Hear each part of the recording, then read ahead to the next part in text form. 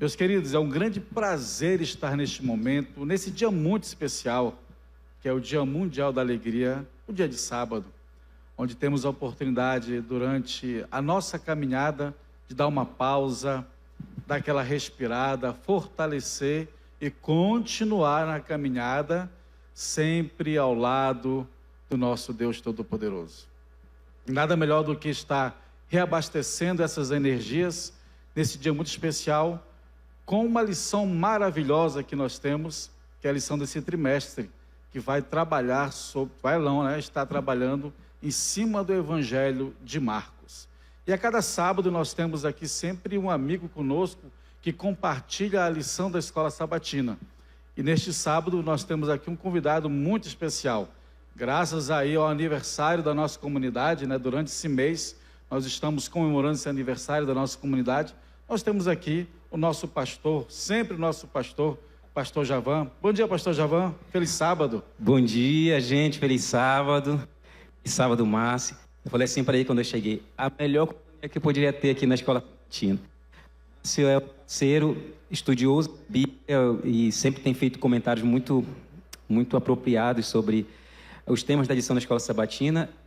Na minha opinião, também um dos melhores comunicadores aqui do Encontro Vida, assim, bom para mediar. Então, estou feliz de estar com você aqui, amigo. Feliz de estar com vocês também. Depois a gente vai poder conversar, se abraçar, Desculpa aí, cheguei assim meio já passando aqui, não falei com todo mundo que está aí na equipe. Que Deus abençoe cada um, que nos dê um sábado abençoado. Pastor Javan, eu não sei, eu acho que eu posso afirmar isso. O senhor tem a cara do Encontro Vida, porque foi aqui que o senhor, inclusive, começou a sua caminhada para esse seu ministério pastoral, Para aqueles que estão aqui há algum tempo na nossa comunidade, o pastor Javan chegou aqui ainda como um teologando, como convidado do pastor Everton, E chegou aqui conosco, sempre convivendo, foi um pouquinho conhecer outras igrejas, outras comunidades nossas e retornou aqui para a nossa igreja. E hoje está em Capanema, mas como eu falei, sempre será o nosso pastor. Seja bem-vindo, tá, pastor? Obrigado, Márcio, obrigado. E antes de nós orarmos, só fazer um comentário.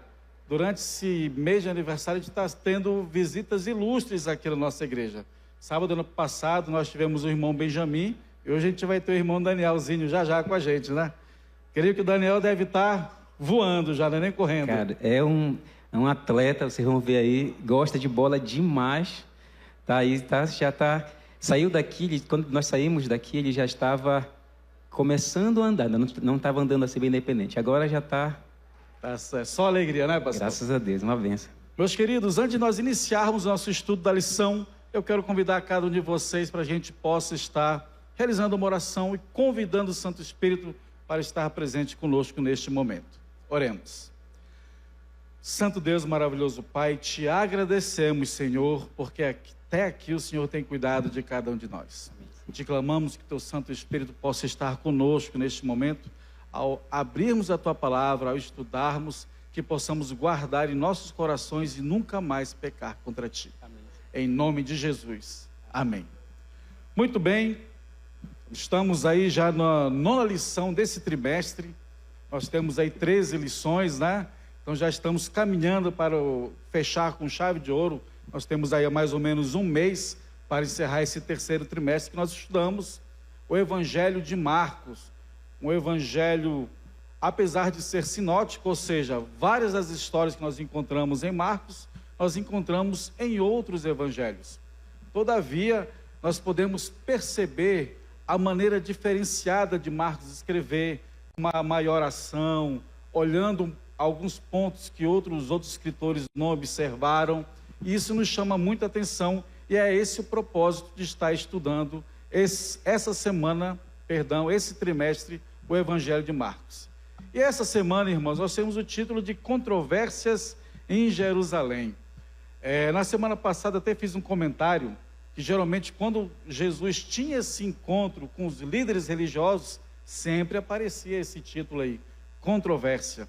Era dificilmente existir um encontro entre Cristo e os doutores da lei e não haveria ali alguma controvérsia, e é o que a lição dessa semana, pastor, vem trazendo para a gente. Nós temos aí 2 capítulos que foram estudados nessa lição, mas com muito assunto mesmo para a gente explorar, Um grande desafio. E nós vamos iniciar aqui com o nosso verso, né? Acho que o verso não apareceu aqui, Júnior, não apareceu ali o verso, né? Daqui, aparece para vocês não, né? Mas não tem problema, eu faço a leitura aqui com vocês, tá? Ok, enquanto eles arrumam ali, eu vou fazendo a leitura sem nenhum problema. O verso dessa semana para memorizar se encontra, é claro, no Evangelho de Marcos, capítulo 11, verso 25.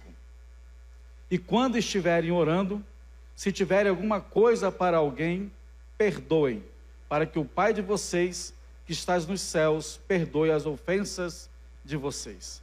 Pastor, essa fala aqui foi de Cristo Jesus, Marcos registrou, logo depois que ele tem uma conversa ali com Pedro, que fala justamente da figueira ali, daquela árvore quando foi amaldiçoada, e Cristo fala que se nós quisermos, nós, através do coração puro, através da fé, a gente poderia inclusive mover montanhas. Mas interessante que Cristo fala essa situação. Agora, como é que eu quero pedir perdão? Como é que eu quero receber bênçãos se eu não perdoo e se eu não abençoo? É interessante a gente começar essa lição com esse texto aí poderoso, não? Verdade, mas esse texto, ele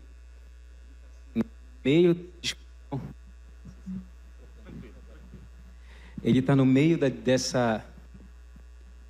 desses dois capítulos e parece que vai estar um pouco deslocado com relação à temática geral dessa lição, né? Mas na realidade a questão do perdão está intimamente ligado com o tema principal desses dois capítulos, que é o amor. Não é possível você dizer que ama a Deus, a própria Bíblia apresenta isso, se você não ama o seu próximo, que você pode ver. Deus a gente não enxerga, e o Evangelho de João, uma das cartas de João vai dizer isso.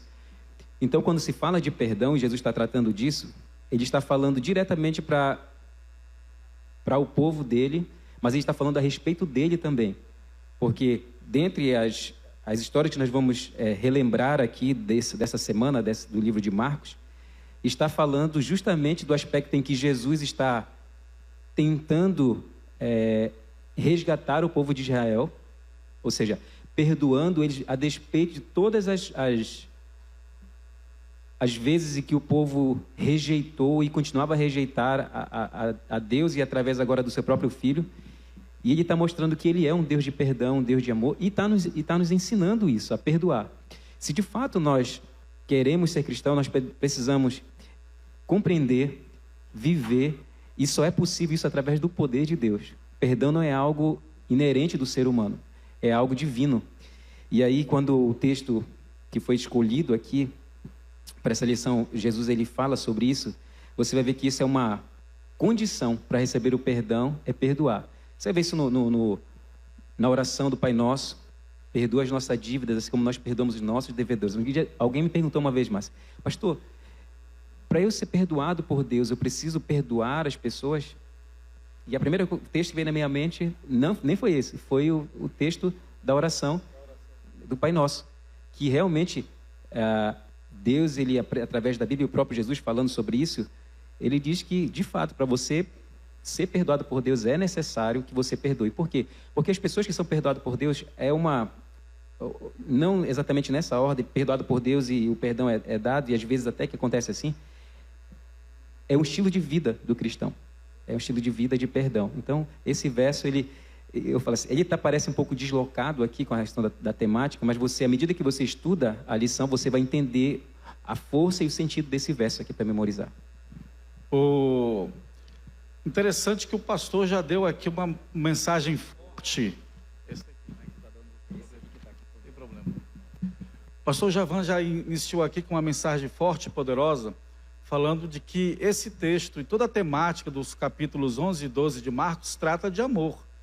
Mas para aqueles que tiveram a oportunidade de ler essa lição, a gente fica com uma interrogação. Amor, porque a gente viu tantos momentos fortes nessa lição, como a figueira sendo amaldiçoada, como Cristo se revoltando ali no pátio ali do templo, e nós já falaremos sobre isso.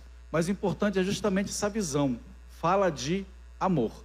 Queridos, nós vamos entrar aqui já nas perguntas, e todos aqueles que quiserem participar, podem ficar à vontade. É só levantar a sua mão que o microfone chegará até você. E a Anne já vai estar participando conosco aqui, logo na introdução. Bom dia. Essa lição realmente ela foi maravilhosa, né? E quando o texto para memorizar o verso já fala sobre perdão, pela manhã eu assisti um podcast da Escola Sabatina Viva, que é maravilhoso. E teve um comentário lá que me tocou bastante, porque assim, quando fala sobre o perdão, a gente pensa em oferecer perdão para o outro. Mas o perdão é sobre nós, para que nós não venhamos a guardar mágoas da outra pessoa. Porque às vezes a gente não perdoa, digamos assim, e a pessoa segue a vida, ela não está nem lembrando mais. Então, quando nós pedimos perdão, aliás, quando nós perdoamos, é sobre nós, que a gente não vai guardar mágoas. E como o senhor falou aí do texto, né, lá de Mateus, perdoar os nossos pecados, assim como ser perdoado a quem nos tem ofendido, né, em outra versão. Mas é como se disséssemos para Deus, Senhor, não lembra das coisas erradas que eu fiz, porque eu também não vou lembrar das coisas erradas que o outro fez comigo.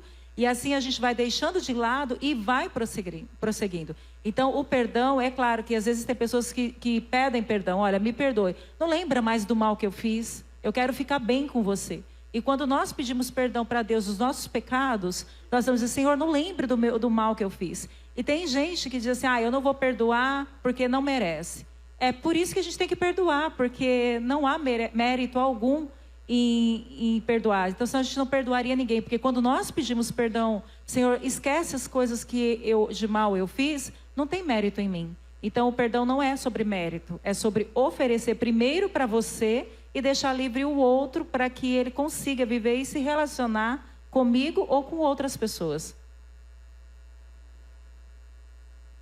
Feliz sábado a todos. Eu quero falar aqui sobre essa questão do perdão, numa história que eu ouvi. Um amigo meu, ele tinha vários irmãos. Todos os irmãos dele foram bem-sucedidos. E ele sempre ficava na cabeça dele de que as pessoas eram obrigadas a dar para ele porque ele não tinha nada.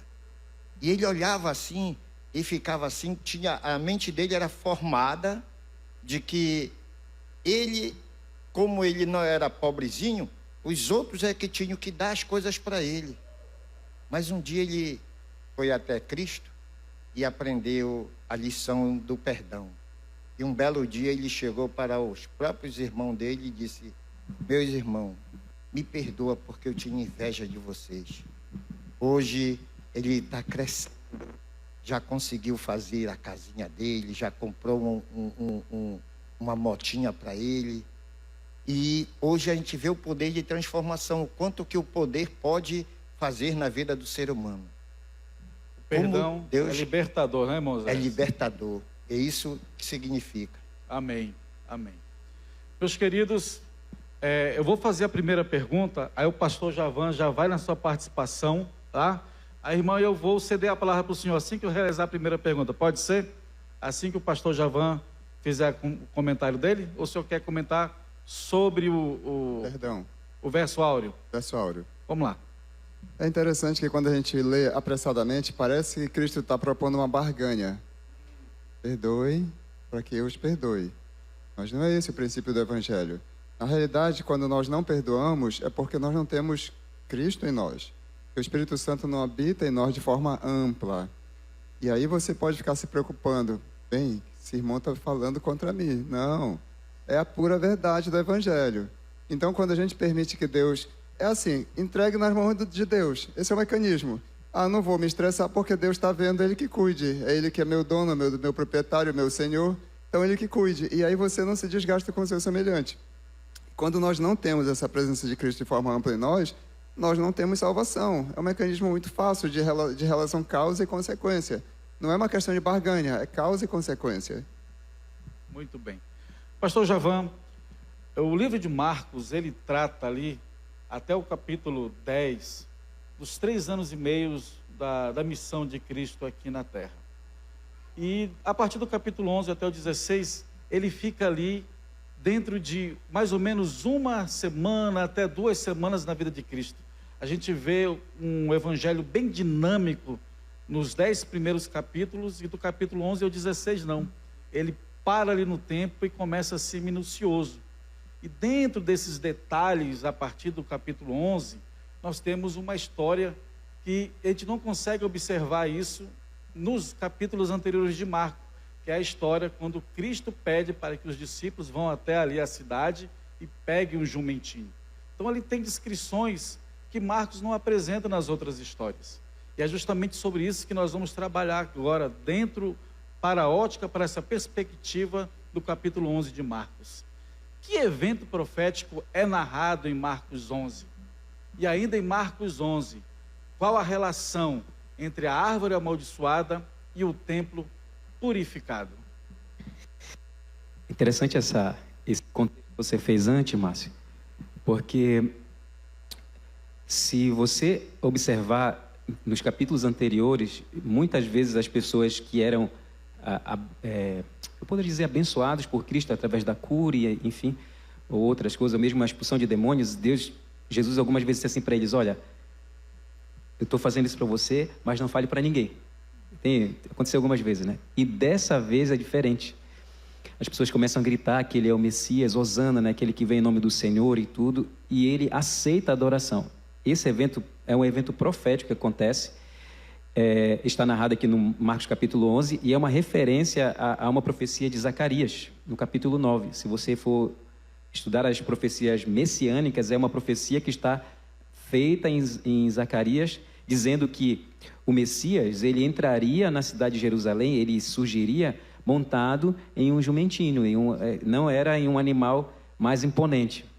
Aí tem muitas coisas que nós podemos aprender. Primeiro ponto, eu queria falar desse aspecto profético. A Bíblia apresenta mais de 300 profecias messiânicas no Antigo Testamento, ou seja, apontando para o Messias. Entre profecias messiânicas em que estão referentes à primeira vinda e também à segunda vinda, são mais de 300. E uma pergunta boa para um bom matemático seria: qual a probabilidade de essas profecias se cumprirem na vida de uma pessoa, de um ser humano? No período de Jesus, eles já estavam aguardando o Messias. O Elias que viria para anunciar o Messias, você sabe a história, né? João Batista foi o Elias daquele período que pregou e anunciou a vinda de Cristo, que é o Messias do nosso contexto histórico, o próprio Deus encarnado. Aí tem uma coisa curiosa, né? Um escritor apologeta cristão, Norman Geisler, ele morreu não faz muitos anos. Eu não me recordo agora, mas foi há pouco tempo, acho que uns 3 anos no máximo. Ele participou da escrita de um livro e escreveu um outro livro, todos dois de apologética. O primeiro livro é o Não Tenho Fé Suficiente para Ser Ateu, um excelente livro para essa área de apologética, para falar sobre essa questão da existência de Deus, da causa primeira e assim por diante. E o segundo livro é Resposta aos Céticos. Nos dois livros ele apresenta um estudo de probabilidade de pessoas diferentes, de professores de matemática diferentes, que apresentam uma ideia mais ou menos assim. No primeiro livro, ele cita um estudo falando a respeito de apenas 8 profecias e a possibilidade de 8 profecias se cumprirem na vida de Jesus Cristo. Qual a probabilidade disso? De profecias que foram escritas há 600 anos, até 1000 e tantos anos antes de Cristo, se cumprirem na vida de Cristo exatamente. Aí ele faz uma comparação, o matemático faz uma comparação da seguinte forma: imagine que você tem uma geografia do tamanho do estado do Texas. Ele é um americano, então o Texas é um estado lá muito grande. E que você despeje em todo o estado moedas, uma moeda, vamos trazer para a nossa realidade, uma moeda de R$1, moedas de R$1 até 50 centímetros de altura, 50 a 60 centímetros de altura em todo o estado do Texas. A probabilidade de 8 profecias se cumprirem na vida de Jesus era mais ou menos a seguinte: você riscaria um X em uma moeda, jogaria no meio desse montoeiro de moeda, e você, com um helicóptero, com um fio, com um imã, você escolheria um ponto. Claro, você não saberia onde estaria jogado, alguém jogaria, né? Você ia procurar depois. A possibilidade era você encontrar essa moeda com um X. Essa é uma possibilidade. No segundo livro, ele apresenta um outro estudo também de probabilidade. Esse é interessante. Ele fala: imagina você, agora são 9 profecias, um matemático faz um cálculo com 9 profecias, Diz assim: você pegar um estádio de futebol e você cobrir ele com um todo e encher ele de areia. Essa areia nossa de construção, areia branca, né? Encher ele de areia. A possibilidade de nova profecia se cumprir na vida de Cristo seria equivalente a você achar um grão de areia e depois alguém jogar ali nesse montoeiro de areia e você encontrar mais 3 vezes. Ou seja, você encontrar o mesmo grão de areia 4 vezes. O mesmo grão. Essa seria a possibilidade, a probabilidade. Seria um cálculo matemático, seria, claro, dá para fazer uma analogia. Então, cada profecia que se cumpre na vida de Cristo, a gente não tem que levar, assim, apenas olhar e não se impressionar. Gente, é muito impressionante. Então, essa profecia que se cumpre com Cristo, ele pegaram o jumentinho, tanto que quando os discípulos eles vão lá, Jesus fala assim para eles: olha, vão lá, tem um jumentinho amarrado em algum lugar lá, vão lá, desamarrem e tragam ele para que eu possa usar. E quando vocês forem pegar, se o dono falar alguma coisa, vocês vão dizer para o dono: o mestre mandou porque ele vai utilizar. E aí o dono, você percebe que ele não se opõe. Por quê? Porque eles, naquela cultura, conheciam a profecia, que o Messias entraria dessa forma. Então a profecia está se cumprindo em Cristo. E aí uma interessante agora, mudando da questão profética, que já é impressionante, para a questão do princípio social. Olha a humildade de Cristo. Ele foi humilde em todos os aspectos, né? Ele já nasce humilde. Uma família humilde, e é colocado bebezinho em uma manjedoura, junto dos animais. Então, a vida de Cristo foi uma vida humilde. E é claro, não tem problema algum em você ter condições financeiras, você ter uma vida que seja uma vida abençoada financeiramente. Não é esse o problema. A grande questão é que quando Jesus veio dessa forma, foi justamente para mostrar que... Uma frase que eu falei até no sermão, não vou desgastar ela agora falando sobre humildade, né? Já ia falar aqui. Mas a humildade de Cristo, ela nos aponta para uma coisa. Todas as pessoas que intentam se colocar no patamar de Deus, inclusive Satanás se colocar no trono igual ao de Deus, eles são totalmente, inversamente proporcionais a Deus. Porque Deus, ele sai do mais alto trono e ele se esvazia para se transformar em um ser humano. Isso para nós também é um ensinamento. Então ele é muito humilde. E aí ele pega um animal para mostrar que o Messias, ele é humilde. E ele poderia entrar como uma mula, como era Salomão quando foi apresentado, ou mesmo num cavalo imponente, como foi a história ali também de Mordecai, que já a Bíblia apresenta, né? Mas ele entra simples. Aí acontece uma coisa que culturalmente você vai lembrar bem. Aqui em Belém do Pará é comemorado e muito claramente você consegue lembrar disso. Nós temos aqui no período da Semana Santa, o primeiro domingo, o Domingo de Ramos. Lembra do Domingo de Ramos? O que significa esse Domingo de Ramos? É uma referência a essa narrativa, porque as pessoas mais pobres, elas não tinham capas. E a capa era o adereço que as pessoas jogavam na frente de alguém que era autoridade, para dizer: você é meu senhor. Então a pessoa passava por cima da capa. E os ricos, ou os mais abastados, eles estavam jogando capas no chão, enquanto Jesus passava no jumentinho. E os pobres, por não terem capa, o que eles faziam? Tiravam ramos e colocavam em cima para dizer: o Senhor também é o meu mestre. E aí vem a questão, para fechar agora esse comentário, a questão em que Jesus, ele faz questão agora de aceitar a adoração, que era espontânea. Não foi algo forçado, não foi manipulado, era espontâneo. E por que ele aceita? Porque a hora dele estava chegando, como o Márcio falou. Já eram os últimos dias do ministério dele. E agora ele não havia problema de ele dizer que ele era o Messias, que ele tinha vindo para ser sacrificado, como ele já havia falado no capítulo 8 de Marcos, você vai ver esse relato. Então ele propositalmente faz isso por 2 motivos. Primeiro, não há problema mais em eu falar, mas tem um segundo motivo por trás, que era a proteção do povo. Porque você vai ver agora no desenrolar das histórias, que se os escribas, fariseus e os mestres ali, se eles pudessem, eles tirariam a vida dele imediatamente. Aí o texto diz assim: mas eles não faziam isso porque eles temiam o povo. Então vê, todas as histórias, os atos de Cristo, eles foram pensados. Não tem nada não intencional. Tudo é intencional. Então, tem esse motivo por trás também da proteção do povo. O povo protege o seu líder quando ele necessita, diante até desse contexto ali também espiritual. Pastor, o senhor comentando sobre a entrada, inclusive a irmã White fala no capítulo O Desejado de Todas as Nações, ela traz o seguinte título: a entrada triunfal de Jesus em Jerusalém. É assim que ela coloca. Eu citei aqui a senhora White, porque a primeira vez que eu tive contato com os escritos dela foi com patriarcas e profetas, né? Porém, o que até hoje me comove dos escritos delas é justamente esse capítulo do Desejado de Todas as Nações, quando ela fala sobre a entrada triunfal de Jesus em Jerusalém. Ela diz que naquela entrada, ela diz inclusive que como Cristo vinha, se não me engano, de Betânia, ele vinha da região leste para o oeste.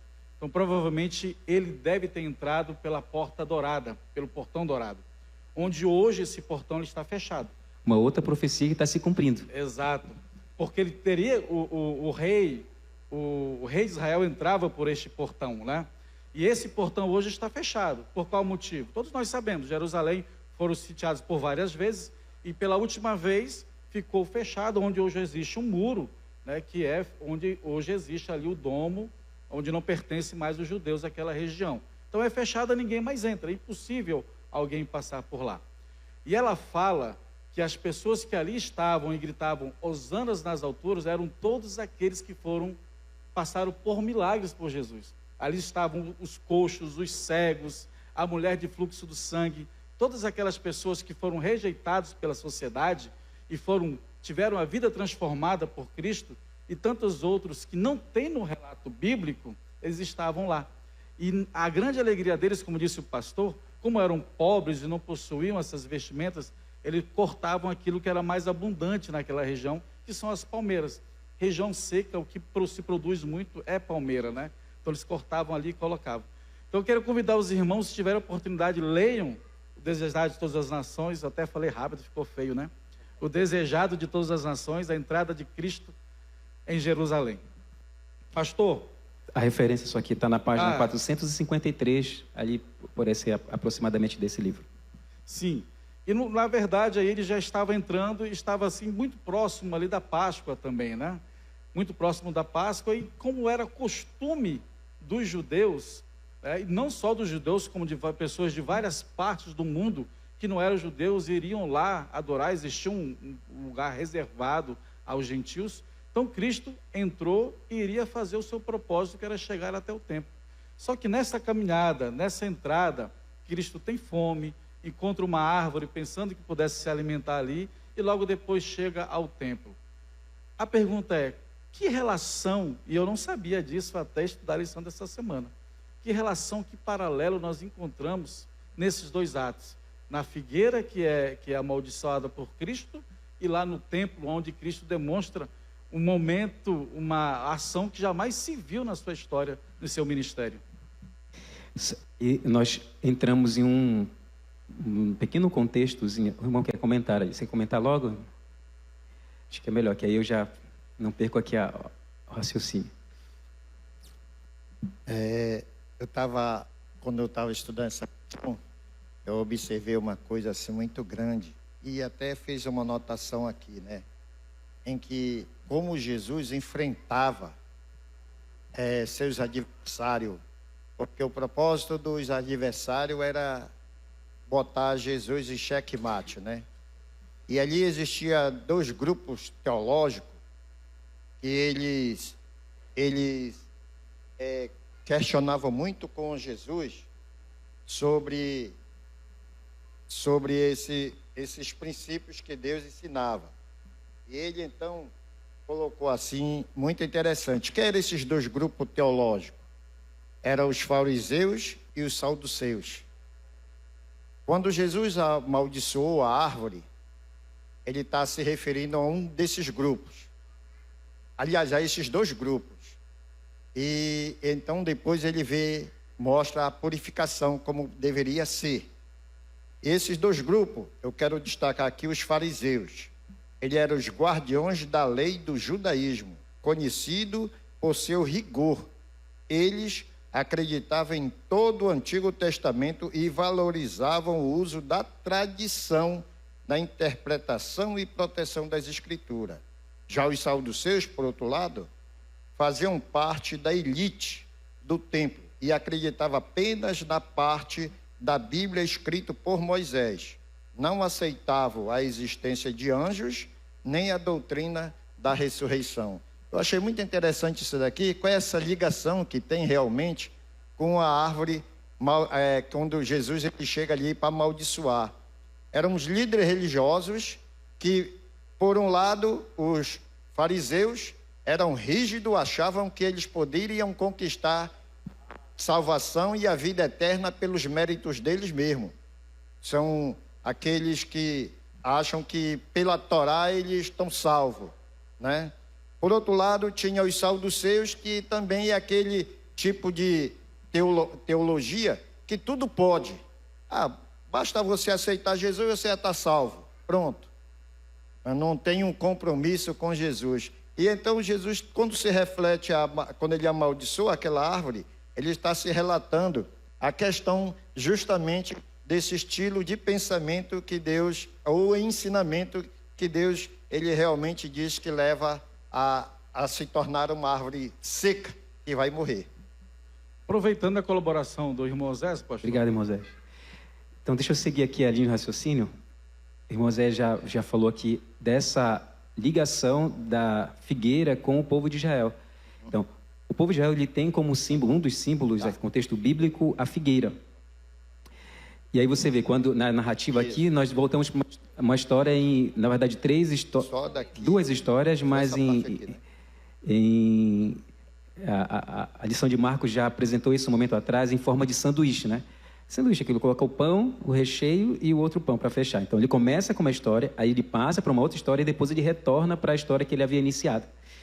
Então ele começa com essa história da figueira, Jesus observa uma figueira e as folhas estão bonitas, então ele se aproxima, e aí os historiadores dizem que as folhas que dizem se a figueira tem fruto ou não. Então as folhas mostravam que ela tinha fruto. Então Jesus, ao se aproximar, estava com fome, o texto diz, ela não tem frutos. E então ele amaldiçoa. Lembra que eu falei? Tudo que Jesus fez foi intencional. Então tinha uma lição por trás disso. A figueira era uma representação do povo de Israel. E aí uma coisa curiosa é que Marcos não fala, mas Mateus fala que quando ele fala isso para a figueira, imediatamente ela começa a secar.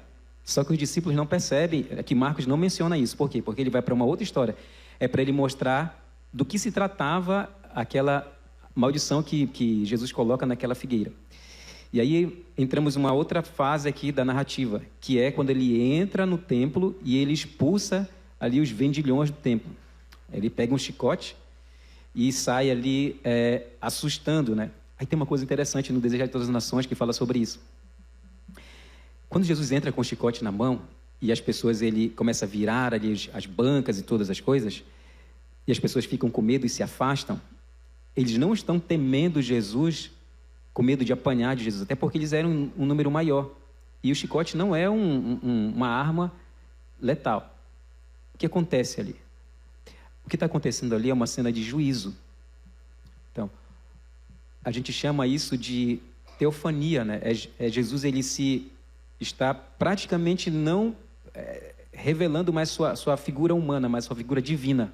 O olhar dele era diferente, ela diz. Era quando ele olhava para as pessoas que estavam ali vendendo e comercializando de forma equivocada ali as coisas, era um olhar de juízo, de condenação. Então, o medo não era de apanhar. O medo era de morte e morte eterna. Então, o que acontece é que ele está mostrando o que de fato aconteceria com ele se eles não se arrependessem. O mesmo que aconteceu com a figueira. Morreriam e secariam. Nós temos outros textos na Bíblia que falam sobre isso. O joio que vai ser separado do trigo, que vai ser queimado no último dia, vai secar e vai morrer, vai ser queimado. Então o povo está tendo essa oportunidade. No contexto teológico temoral, algumas pessoas acreditam que que os judeus eles perdem a sua não autoridade, mas me ajudem com as palavras aqui, eu achei a palavra, a sua identidade, acho que seria uma boa expressão, como povo escolhido de Deus, pode ser em dois momentos. Nós acreditamos que seria ali no apedrejamento de Estevão, no ano 34 depois de Cristo, ou no ano 70 depois de Cristo, quando Jerusalém é invadida, ali também há margem para essa interpretação. Nós acreditamos no ano 34, mas outros teólogos acreditam no ano 70. O fato é que Jerusalém, como povo judeus como povo de Deus escolhido, eles perdem essa autonomia. E agora é dado, aí voltando para a terceira história dentro dessa narrativa ainda do capítulo 11, quando eles voltam e percebem que a figueira está seca, a Jesus ele vai dar um ensinamento de fé, falando que se eles tivessem fé, eles teriam poder para fazer aquilo e coisas muito maiores, mas sobretudo está também ali implícito que acontecerá isso com o povo que havia rejeitado ele. Entanto é que ele vai contar uma história depois para falar sobre isso, nós vamos já entrar nesse assunto. E o que está acontecendo no final dessa narrativa pequena aí? É que Jesus está mostrando em que o reino terrestre aqui, que deveria ser anunciado pelo povo judeu, agora passou para todos aqueles que aceitam Jesus como seu Salvador, que é o Israel espiritual. Então, é isso que está acontecendo nessa narrativa ali. Agora tem uma coisa que eu queria deixar isso como lição, Márcio, sobre a questão da figueira em si.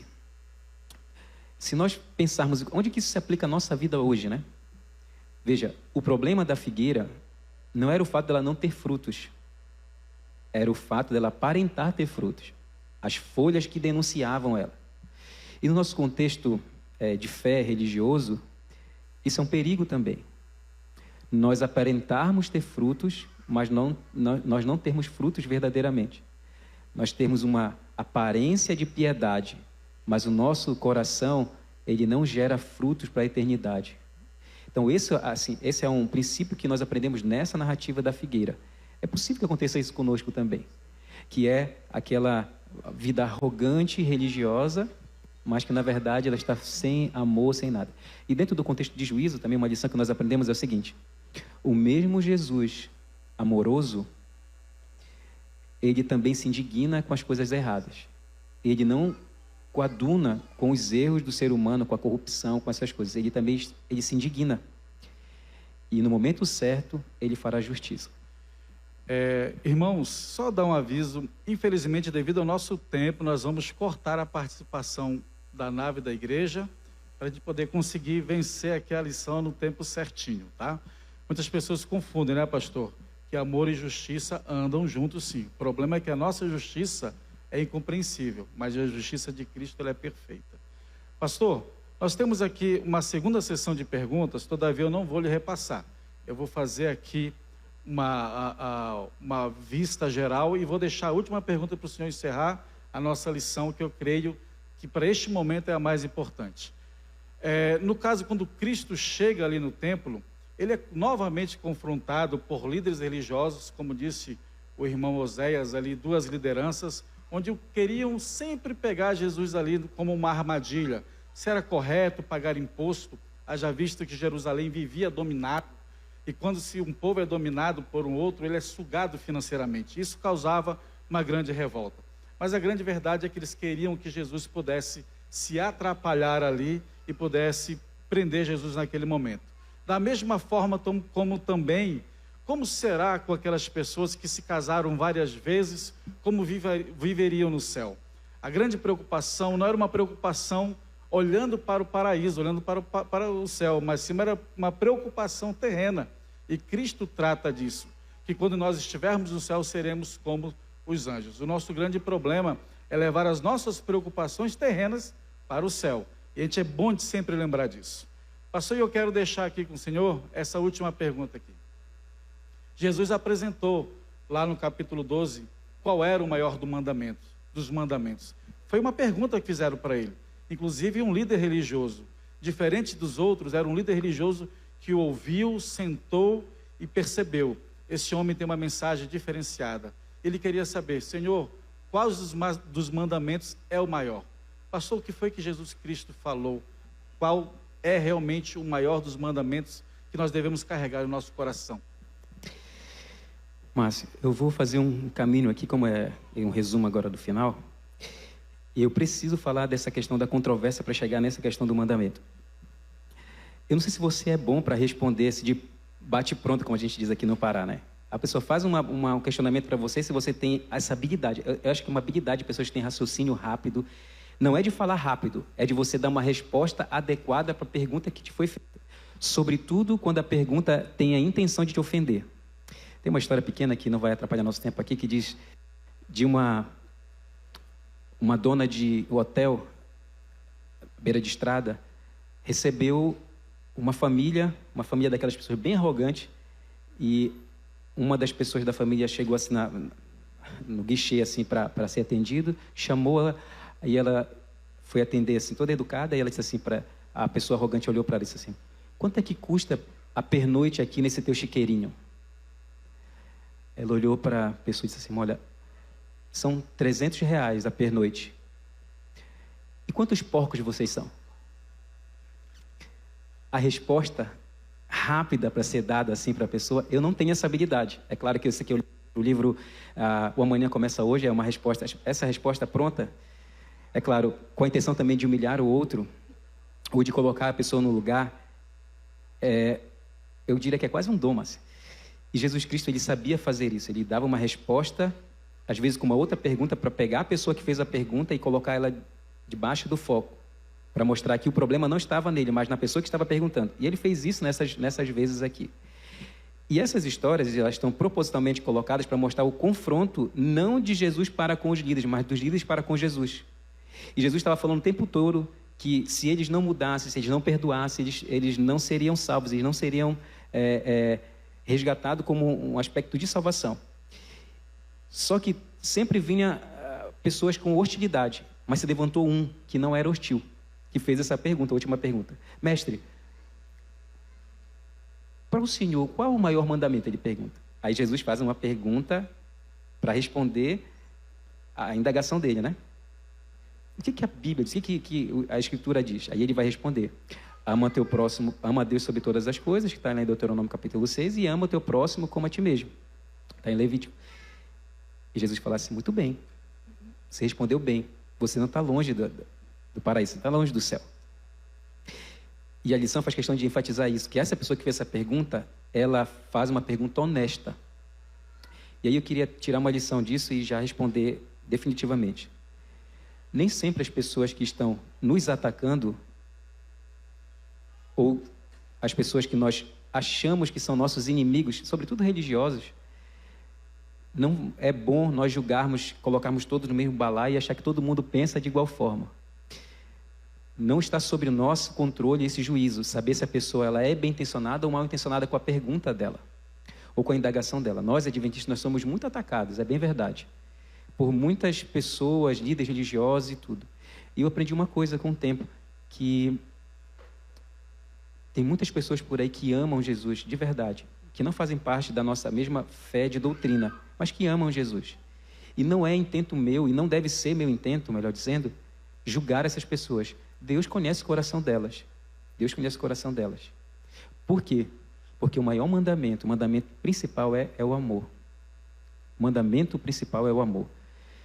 Se nós amarmos de verdade, aí sim nós vamos ser conhecidos como discípulos de Cristo. João capítulo 13, verso 35 diz isso: nisto conhecerão os que são os meus discípulos, se tiverdes amor um pelos outros. Então, o mais importante, o suprassumo de tudo é o amor.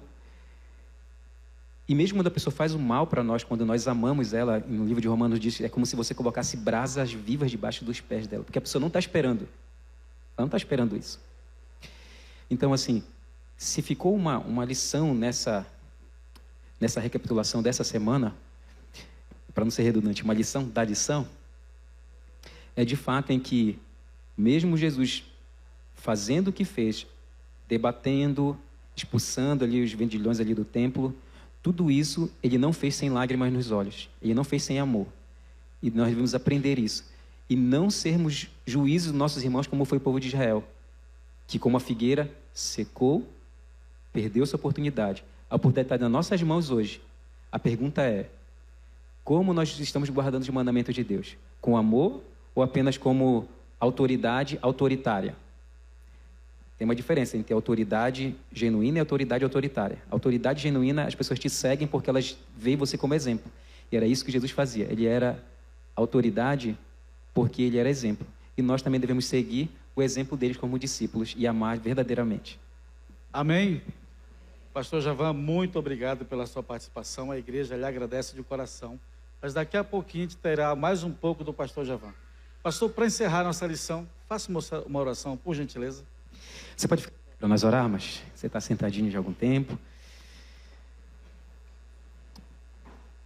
Oremos. Louvado seja o teu nome, Senhor, por tuas verdades, por tua palavra. E nós te pedimos, ó Pai, que o Senhor nos ajude a amar, que o Senhor nos ajude a perdoar. E acima de tudo, Senhor, que mais uma vez o Senhor nos dê o teu perdão para a nossa salvação e para a exaltação do teu nome. É nossa oração, em nome de Jesus. Amém, Senhor.